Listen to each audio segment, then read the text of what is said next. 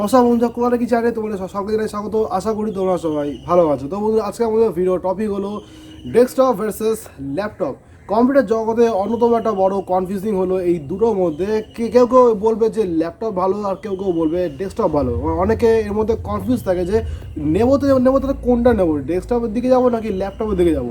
আজকের ভিডিওতে আমরা এই টপিকে কথা বলবো যে ডেস্কটপ কোন কোন দিক থেকে বেস্ট হয় আর ল্যাপটপ কোন কোন দিক থেকে বেস্ট হয় আর কাজে কোনটা নেওয়া উচিত। আশা করি আজকের ভিডিও তোমাদের ভালো লাগবে। তো বন্ধুরা, আমরা সুমন, তোমাদের কলকাতা টেকি চ্যানেল। চলো শুরু করা যাক। যদি চ্যানেল নতুন অভ্যস্ত সে করে বাঁচতে হবে, আইকনে ক্লিক করে অল করে নেবে। যদি ভিডিও ভালো লাগে লাইক অবশ্যই করে দেবে। তো দেখো, ডেস্কটপ বেস্ট না ল্যাপটপ বেস্ট, এটাকে আমরা 9টা পয়েন্টের মাধ্যমে কম্পেয়ার করবো এবং সেখানে দেখবো যে কে কটা পয়েন্ট উইন হচ্ছে, মানে কে কোন দিক থেকে জিতছে, কোন কোন দিক থেকে ডেস্কটপ বেস্ট হচ্ছে আর কোন কোন দিক থেকে ল্যাপটপ বেস্ট হচ্ছে। তো আমাদের সব ফার্স্টের পয়েন্ট হলো পোর্টেবিলিটি। আর এখানে তোমরা সবাই জানো এখানে ল্যাপটপ উইন হয়, কারণ ল্যাপটপ একটা পোর্টেবল ডিভাইস, একে আমরা যে কোনো জায়গায় নিয়ে যেতে পারি। আর যেহেতু একটা পোর্টেবল ডিভাইস, তার এর সাইজ অনেক কম হয়, তাই এর স্পেস অনেক কম নেয়। তো যাদের বাড়িতে ডেস্কটপ পিসি রাখার জায়গা নেই, তো তাদের জন্য ল্যাপটপ বেস্ট হয়।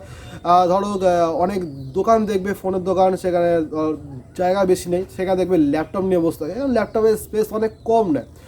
কম্পেয়ারিং ডেস্কটপ কোনোভাবে একটা পোর্টেবল ডিভাইস তো একেবারে না, ডেস্কটপের স্পেস অনেক বেশি নেয়।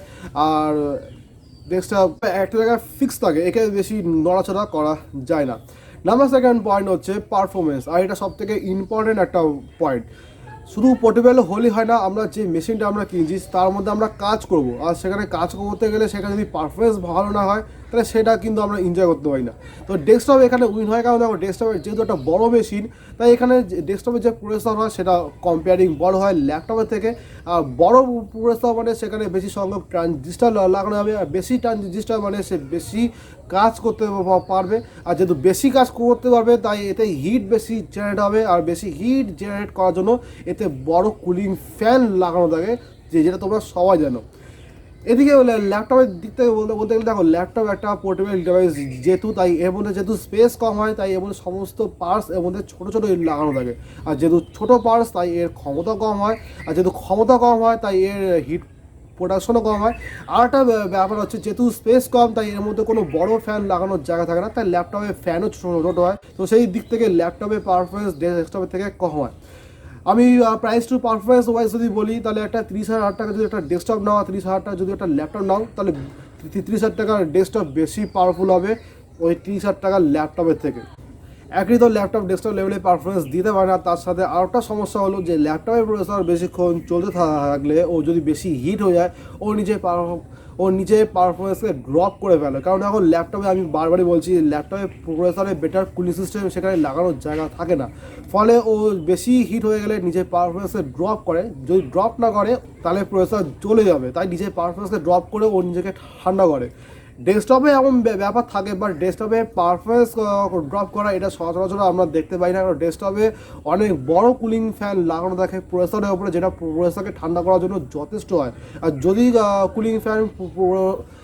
কুলিং ফ্যান প্রসেসরকে ভালো ঠান্ডা নাও করতে পারে, তো সেখানে আরও বেটার কুলিং সিস্টেম লাগানোর জায়গা থাকে, যার ফলে ডেস্কটপে কুলিং সিস্টেম সংক্রান্ত এবং পারফরমেন্স ড্রপ সংক্রান্ত কোনো সমস্যা দেখা যায় না, যেটা ল্যাপটপের ক্ষেত্রে দেখা যায়। ল্যাপটপে বাই পারফরমেন্স ড্রপ করে।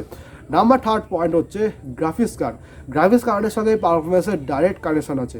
আমরা যখন কম্পিউটারে কোনো অ্যানিমেশন, ভিএফএক্স বা কোনো ফটোশপ বা লম্বা কোনো ভিডিও এডিটিংয়ে কাজ করছি, তো এইসবের ক্ষেত্রে কম্পিউটারের গ্রাফিক্স কার্ডের প্রয়োজন পড়ে। হ্যাঁ, এই সমস্ত কাজ ল্যাপটপেও করা যায়, ডেস্কটপেও করা যায়, বাট এখানে যদি কম্পেয়ার করা যায় তো ডেস্কটপ এখানে আবারও উইন হয়, কারণ ডেস্কটপে যে গ্রাফিক্স কার্ড থাকে সেটা অনেক বড় গ্রাফিক্স কার্ড হয়, এবং ডেস্কটপে এক একটা গ্রাফিক্স কার্ড 2-3 লাখ টাকা দামের হয়। সেখানে প্রায় 2-3টে ফ্যান থাকে, তার সঙ্গে সেখানে বেটার কুলিং সিস্টেম থাকে, কপার পাইপস থাকে, সে অনেক বেশি হিট জেনারেট করে, অনেক বেশি সে পারফরমেন্স দিতে পারে। ল্যাপটপের মধ্যেও সেখানে ডেডিকেটেড গ্রাফিক্স কার্ড থাকে, অবশ্যই গেমিং ল্যাপটপগুলোর মধ্যে ডেডিকেটেড গ্রাফিক্স কার্ড দেওয়া থাকে, বাট সেটা ডেস্কটপ লেভেলের পারফরমেন্স ও দিতে পারে না।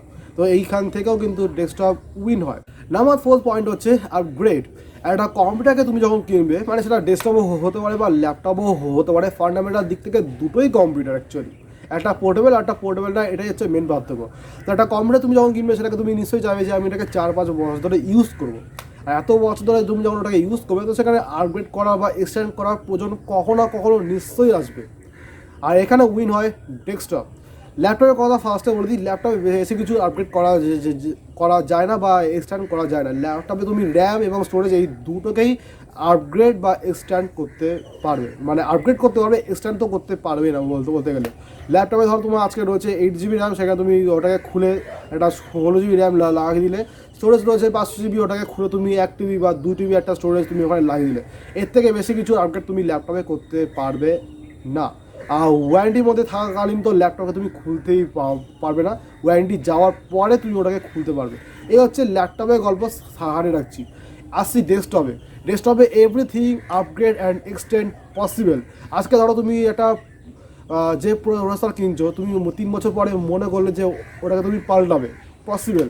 র্যাম তুমি মনে করছো আজকে তো তোমার কাছে 8 GB রয়েছে, আর একটা 8 GB তুমি লাগাবে, সেটাও পসিবল। এসএমপিএস পাল্টাবে, রয়েছে 450 ওয়াটে, তোমার মনে হলো যে আমি এখানে 650 ওয়াট লাগাবো, পসিবল। তার সাথে স্টোরেজ, গ্রাফিক্স কার্ড, এভরিথিং এখানে এক্সটেন্ড করা পসিবল। এমনকি তোমার মনে হলো যে একটা মনিটর রয়েছে, আমি এখানে আরও 2-3টে মনিটর লাগাবো, 2-3টে মনিটর লাগিয়ে আমি এখানে কাজ করবো, সেটাও পসিবল, যেটা ল্যাপটপে পসিবল না। মানে ডেস্কটপকে তুমি নিজের মতো করে আপগ্রেড করতে পারবে, এক্সটেন্ড করতে পারবে, এবং তুমি এটাকে যত খুশি খুলতে পারবে। এটাকে খুললে এর কোনো ওয়ারেন্টি ল্যাপস হয় না, যেটা ল্যাপটপের ক্ষেত্রে হয়। নাম্বার 5 পয়েন্ট হচ্ছে ওয়ারেন্টি কথা যখন বলছি, তাহলে ওয়ারেন্টির কথাও বলে দিই। ডেস্কটপে 3 বছরের ওয়ারেন্টি থাকে, বা 3টে বছর কোম্পানি তোমাকে সাপোর্ট করবে, কিছু হলে তুমি সেটাকে পাল্টে ফেলতে পারবে কোম্পানি থেকে। ল্যাপটপ তুমি যত দামি কেনো, সেখানে 1 বছরই ওয়ারেন্টি থাকে, সেটা 30,000 টাকার ল্যাপটপ হোক বা 3 লাখ টাকার ল্যাপটপ হোক, 1 বছরই তোমাকে ওয়ারেন্টি দেবে। ডেস্কটপে তুমি সেটা 3 লাখ টাকা কেনো বা 30,000 টাকা কেনো, ডেস্কটপ তো তোমাকে 3 বছরের ওয়ারেন্টি দেবে। তো এইখানেও ডেস্কটপ উইন হয়। নাম্বার 6 পয়েন্ট হচ্ছে লাইফ, মানে কার লাইফ এখানে কত বেশি। তো এখানেও ডেস্কটপ উইন হয়, কারণ দেখো ডেস্কটপের লাইফ অনেক বেশি হয়। একে তুমি 5 বছর কেন, একে তুমি 6, 7, 8 বছর ইউজ করতে পারো। এবং ডেস্কটপে আরও একটা বড় সুবিধা হচ্ছে, এতে তুমি সব কিছুকে আপগ্রেড করতে পারবে, এক্সটেন্ড করতে পারবে, চেঞ্জ করতে পারবে ইজিলি, মানে একে মেনটেনেন্স করাও ইজি কম্পেয়ার টু ল্যাপটপ। যার ফলে কোনো পার্টস যদি তোমার এখানে খারাপ হয়, সাপোজ কি তোমার ধরো এসএমপিএস খারাপ হলো বা র্যাম খারাপ হলো, নতুন একটা এসএমপিএস লাগাও বা নতুন র্যাম লাগাও, অ্যান্ড গুড টু গো, তুমি এটাকে লং টাইম পর্যন্ত ইউজ করতে পারবে। প্রসেসর সহসা খারাপ হয় না, একটা প্রসেসর অনেক বছর পর্যন্ত চলে যায়, 10 বছরও চলে যায় একটা প্রসেসর, সহসা ওটা খারাপ হয় না যদি ওটাকে ভালোভাবে ইউজ করতে যদি তুমি জানো তাহলে। আর ল্যাপটপের কথা বলতে গেলে, ল্যাপটপ ওকেও অত বছর তুমি ইউজ করতে পারবে, 6, 7, 8 বছরের পুরনো ল্যাপটপও অনেকে ইউজ করে, কিন্তু ওটাকে ইউজ করে তুমি অত মজা পাবে না। এক তো হচ্ছে যে ওটার ব্যাটারি তো পাল্টাতে হবে কিছু বছর পরে, 2-3 বছর পরে ওর ব্যাটারি পাল্টাতেই হবে, কিছু করার নেই। ব্যাটারি আস্তে আস্তে ওর মানে পারফরমেন্স কমে যায়। তারপরে হচ্ছে একটা ওতে কিছু আপগ্রেড করতেই পারবে না। তো একটা সময় গিয়ে মনে হবে যে এটা আউটডেটেড হয়ে গেছে, এবার একটা নতুন মেশিন আমার কেনা উচিত, যেটা ডেস্কটপের ক্ষেত্রে মনে হবে না। ডেস্কটপে তোমার যদি মনে হয় এটা আউটডেটেড হয়ে গেছে, যেটা চাইতো সেটা কিনে লাগিয়ে দাও, ইজি। তো এইখানে বোঝা যায় যে ল্যাপটপ এটা বেশি দিন ভাই চলে না। ডেস্কটপ ভাই অনেক দিন পর্যন্ত চলে যায়, 6, 7, 8 বছরও চলে যায় ডেস্কটপ। ল্যাপটপ ভাই অত বছর সাথ দেবে না, আর দিলেও তোমার ওটাকে ইউজ করতে ইচ্ছে করবে না। নাম্বার 7 পয়েন্ট হলো পোর্টস। আর পোর্টস সংক্রান্ত কোনো সমস্যা তোমাকে ডেস্কটপে কোনো ভোগ করতে হবে না, এখানে ডেস্কটপ উইন হয়। ডেস্কটপে প্রচুর পোর্টস থাকে, তুমি এখানে 3টে মনিটরকে একসঙ্গে মার্চ করে তুমি এখানে চালাতে পারবে। দুটো গ্রাফিক্স কার্ডকে তুমি এখানে মার্চ করে ওদের পারফরমেন্সে ডবল করতে পারবে। Wyatt keyboard, Wyatt mouse, headphone জায়গা, এমনকি অডিও আউটপুট এখানে অনেক থাকে। সামনে প্যানেলে থাকে দুখানা, রিয়ার প্যানেলে থাকে 3টে, যেটা দিয়ে তুমি 8.1-এর সাউন্ডের চ্যানেল বের করতে পারবে। তার সাথে ডিজিটাল অডিও আউটপুট থাকে একটা মিনিমাম। ডেস্কটপের রিয়ার প্যানেলে প্রায় 6টা ইউএসবি জ্যাক থাকে, সামনে থাকে দুখানা, মানে ইউএসবি জ্যাক তো প্রচুর থাকে। মানে পোর্টস সংক্রান্ত কোনো সমস্যা তোমাকে ডেস্কটপে কোনো ভোগ করতে হবে না। র্যামের স্লট থাকে অনেকগুলো, দুটো গ্রাফিক্স কার্ডের স্লট এখানে থাকে, এমনকি তুমি এখানে অনেকগুলো এসএসডি হার্ড ডিস্কে তুমি একসঙ্গে প্লে করতে পারবে। পোর্টস প্রচুর থাকে একটা ডেস্কটপে।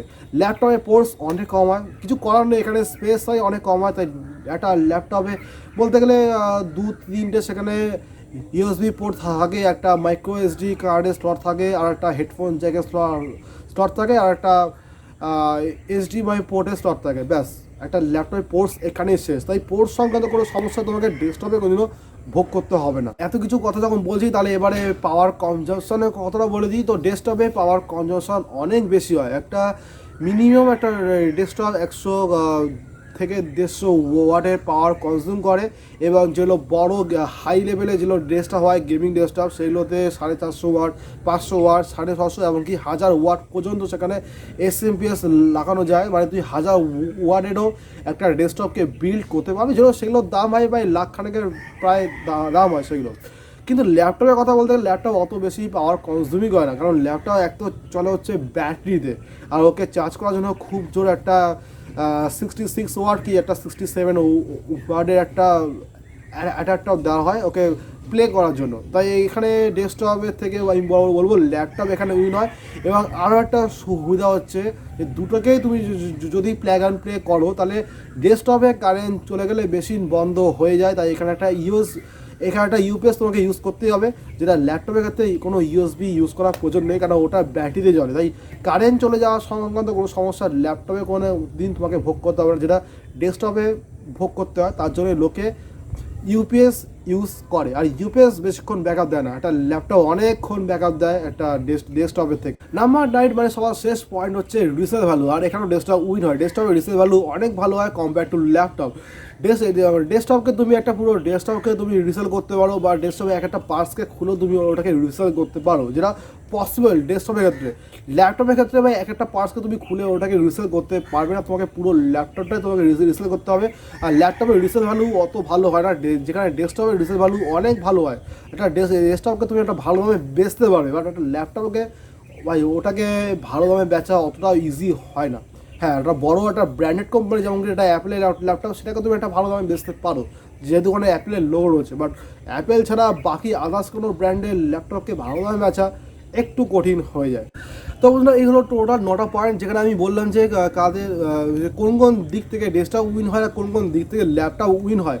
এবার আমি বলবো কনক্লুশন যে কাদের কোনটা নেওয়া উচিত এবং কাদের কোনটা নেওয়া উচিত নয়। সবার ফার্স্টে আমি কথা বলবো ল্যাপটপের কথা। ফার্স্টে আমি এইটাকে আগে সেরে ফেলি।